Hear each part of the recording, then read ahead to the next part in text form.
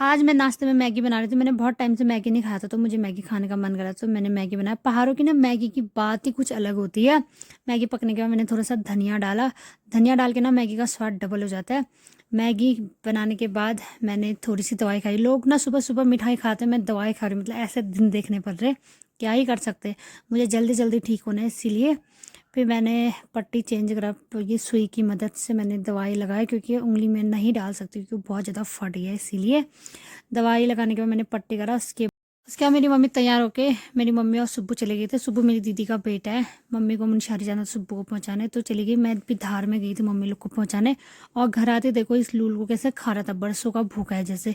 फिर मैंने अपने लिए थोड़ी सी चाय बनाई। आज मुझे ब्लैक टी पीने का मन कर रहा था, तो मैंने मस्त करके चाय इंजॉय करा। और बृष्टि भी आई थी, इसको भी दिया मैंने थोड़ा सा चाय। बोली थी कि बुआ चाय पी के मुझे बहुत मज़ा आया।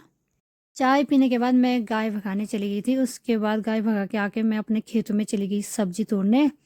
सबसे पहले मैंने राजमा तोड़ा। राजमा तोड़ने के बाद मैंने थोड़े से करेले तोड़े। उसके बाद मैंने चोरों की तरह ये यहाँ चली गई थी। कद्दू तोड़ना था मुझे, तो मैं कद्दू तोड़ के लेके आ गई। ये कद्दू ना तोड़ते टाइम मेरे हाथ में पूरा बिच्छू घास लग गया था।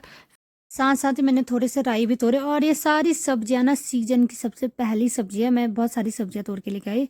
फिर घर आते ही मैंने सबसे पहले सब्जी बनाया। सब्जी बनाने के बाद मैंने एक ककड़ी तोड़ा। लल्ली ने सिलबट्टे में दोंचा बनाया। उसके बाद मैंने ककड़ी कट किया।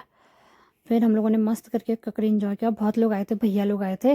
उसके बाद ककड़ी खाने के बाद मैं चली गई थी गाय के गोठ। फिर मैंने फटाफट से गोबर निकाला। अब तो मम्मी के हिस्से का काम भी मुझे करना है, क्योंकि मम्मी घर पे है नहीं, इसीलिए फिर मैं अपने लचक लचक पाँव से चली गई थी गोबर पहुँचाने। फिर मैंने गायों के लिए थोड़ा सा घास काट के लेके आई साथ साथ ही।